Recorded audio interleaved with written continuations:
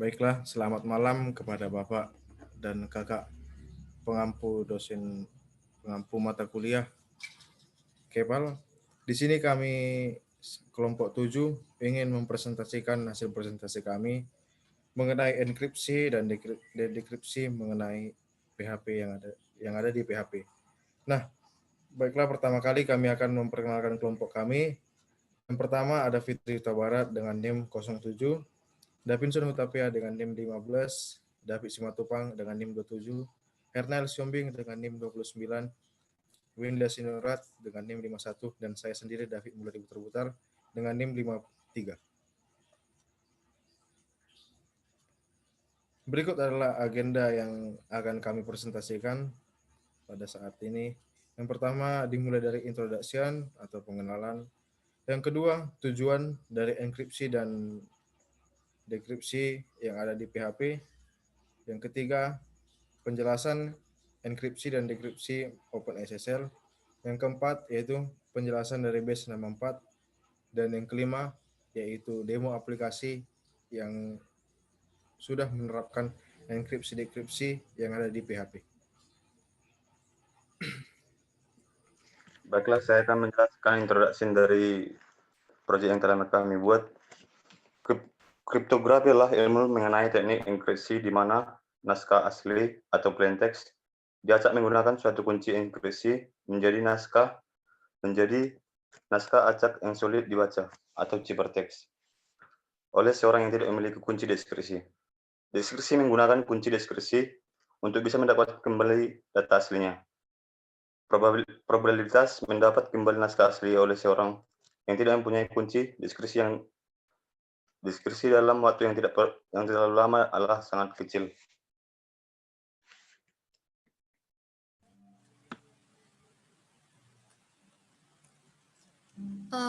Kemudian tujuan dari kriptografi itu ada 4, yaitu yang pertama kerahasiaan atau confidentiality adalah layanan yang digunakan untuk menjaga isi dan informasi dari siapapun kecuali yang memiliki otoritas atau kunci rahasia untuk membuka atau mengupas informasi yang telah disandi. Yang kedua yaitu integritas data atau integrity adalah berhubungan dengan penjagaan dari perubahan data secara tidak sah untuk menjaga integritas data, di mana sistem harus memiliki kemampuan untuk mendeteksi memanipulasi data oleh pihak yang tidak berhak, antara lain seperti penyisipan, penghapusan, dan pensubstitusian data lain ke dalam data yang sebenarnya. Yang ketiga, autentikasi atau authentication adalah sesuatu yang berhubungan dengan identifikasi atau pengenalan baik secara kesatuan sistem maupun informasi itu sendiri. Dua pihak yang saling berkomunikasi harus saling memperkenalkan diri. Informasi yang dikirimkan melalui kanal pun harus diautentikasi keasliannya, isi datanya, waktu pengiriman, dan lain sebagainya. Dan yang keempat itu non-repudasi atau nirpenyangkalan adalah usaha untuk mencegah terjadinya penyangkalan terhadap pengiriman atau terciptanya suatu informasi oleh yang mengirimkan atau membuat. Selanjutnya saya akan menjelaskan enkripsi dan dekripsi OpenSSL pada PHP. OpenSSL menggunakan fungsi proyek OpenSSL untuk pembuatan dan verifikasi signature dan untuk menenkripsi dan membuka atau mendekripsi data. OpenSSL dapat digunakan untuk melindungi data menggunakan kriptografi kunci publik dengan algoritma RSA. Generator OpenSSL pseudo-random number dibuat menggunakan fungsi hash. Saat ini MD5 seharusnya masih aman untuk menghasilkan nomor acak. OpenSSL random pseudo bytes digunakan untuk membantu membuat angka acak sehingga output yang dihasilkan tidak akan pernah sama. Sehingga OpenSSL random pseudo bytes directly calls the OpenSSL system for cryptographically secure randoms. Adapun pendekatan pada enkripsi dan dekripsi pada OpenSSL yaitu pertama, deklarasikan string dan simpan ke dalam variabel dan gunakan fungsi OpenSSL encrypt untuk mengenkripsi string dan yang diberikan dan gunakan fungsi OpenSSL decrypt untuk mendeskripsikan string yang diberikan.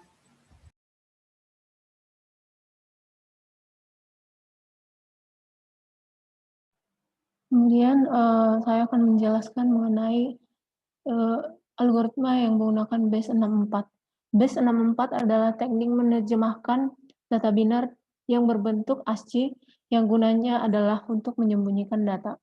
Kita ketahui adalah pengertian encode yaitu berguna untuk mengencode string dan decode berguna untuk mengembalikan hasil encode atau mendecode string, di mana encoding adalah orang yang mengembangkan dan mengirim pesan.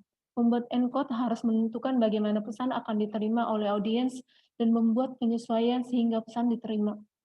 Base 64 encoding adalah skema pengkodean binar ke teks yang mengkodekan data binar ke format ASCII yang dapat dicetak.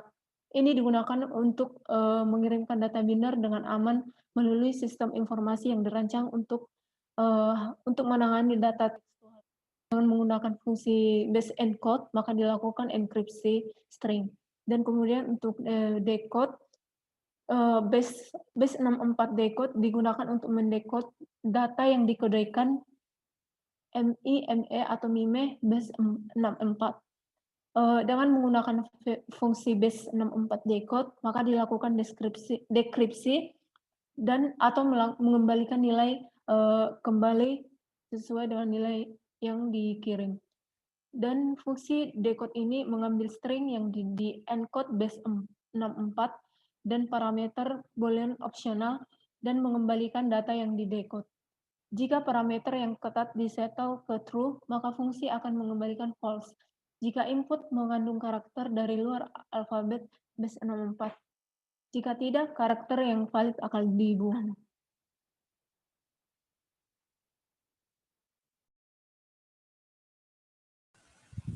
Berikutnya akan didemokan aplikasinya.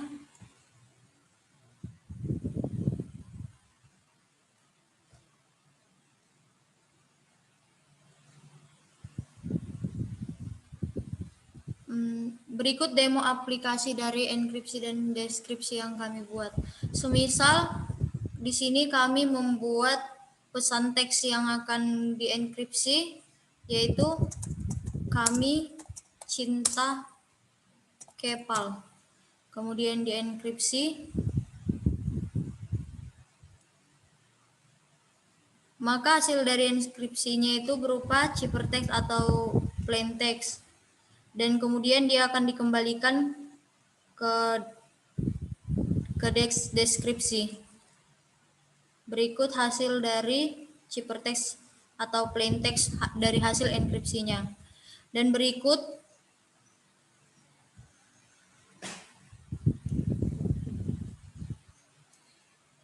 codingan dari aplikasi yang kami bangun. Selanjutnya akan dijelaskan oleh teman kami. Baiklah, saya akan menjelaskan bagian dari enkripsi untuk program yang sudah saya buat. Nah, di sini kami pertama-tama mendefine itu metode atau algoritma yang kami pakai, yaitu AES dengan 256 CBC. Kemudian, setelah kami mendeklarasikannya, mendefine-nya, kami akan membuat sebuah encryption key dengan menggunakan metode OpenSSL Random Pseudobytes, di mana OpenSSL Random Pseudobytes ini akan menggenerate sebuah string yang random dengan jumlah bytes yang ditentukan oleh panjang parameter. Nah, di sini panjang parameternya 32. Selanjutnya, setelah kita membuat encryption key-nya, selanjutnya kita akan membuat sebuah variable initialization vector atau disingkat IV, di mana IV ini nanti akan dipakai untuk melakukan enkripsi pada fungsi OpenSSL encrypt. Nah, dalam IV ini ada fungsi lain yang namanya OpenSSL Cipher IV length. Nah, itu gunanya berfungsi untuk mengambil panjang dari IV, mengambil panjang dari konstanta yang kita define tadi, di mana konstantanya itu AES 256 CBC. Setelah kita mendeklarasikan variable if tersebut, maka kita akan melakukan enkripsinya.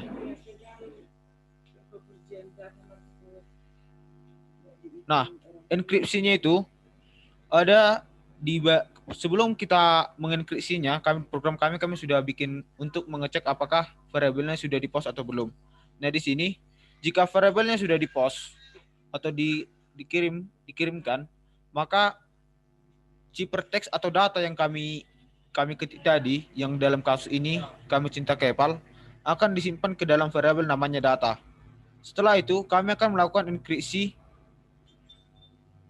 data tersebut menggunakan fungsi OpenSSL encrypt, di mana OpenSSL encrypt ini mempunyai beberapa parameter. Yang pertama, data atau teks yang ingin kita ubah, kemudian metode yang kita pilih yang tadi AS yang sudah kita define di atas, kemudian encryption key, dan 0 ini merupakan sebuah nilai default dan itu bisa kita ganti dengan OpenSSL raw data juga bisa. Kemudian IV yang sudah kita define sebelumnya. Setelah kami mendefine tersebut, mengeksekusi OpenSSL encrypt, maka kami menampilkannya dengan menggunakan fungsi echo tersebut. Selanjutnya akan dijelaskan oleh teman saya Mulyadi. Baiklah, di sini saya akan menjelaskan fungsi dekripsi dari OpenSSL tersebut. Nah, yang pertama, setelah kita mendapatkan enkripsi dari OpenSSL encrypt tersebut, yang kita butuhkan di sini adalah encrypt sama dengan encrypt, lalu ada tanda titik 2 dengan lalu base 64 encode $if. Nah, base 64 encode itu ya gunanya untuk menyandikan data yang diberikan dengan base 64. Pengkodean ini dirancang untuk membuat data biner bertahan dalam pengangkutan melalui pengangkutan lapisan yang tidak bersih 8 bit seperti badan email. Misalnya data yang dikodekan base 64 membutuhkan sekitar 33% lebih banyak dari ruang data asli untuk mendeskripsi data transkripsi dari vektor inisialisasi atau $if tersebut.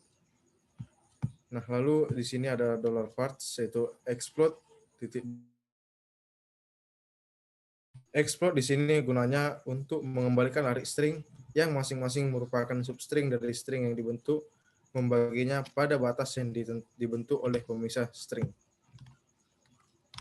Lalu dari hasil penjelasan Davinson tadi, berdasarkan fungsi enkripsi tadi, kita bisa membagi dua. Misalnya, yang pertama adalah part 0, itu adalah data yang terenkripsi. Part 1 merupakan vektor inisialisasi yang dikenal sebagai $if, $if yang dikodekan sebagai base 64. Lalu yang di bawah, untuk menampilkan hasil root deskripsi, kita akan cek yang pertama. Jika $post teks sebelum root enkripsi itu ada, nah kita bisa langsung mendekrypt dengan OpenSSL tersebut.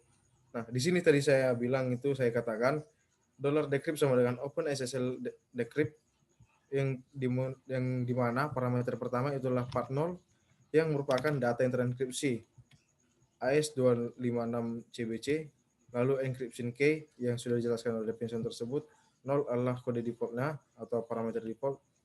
Lalu yang parameter terakhir yaitu base 64 decode part 1, yang dimana part 1 itu merupakan vektor inisialisasi yang dikodekan sebagai base 64. Nah, lalu kita akan menampilkan hasil dekripsi tersebut.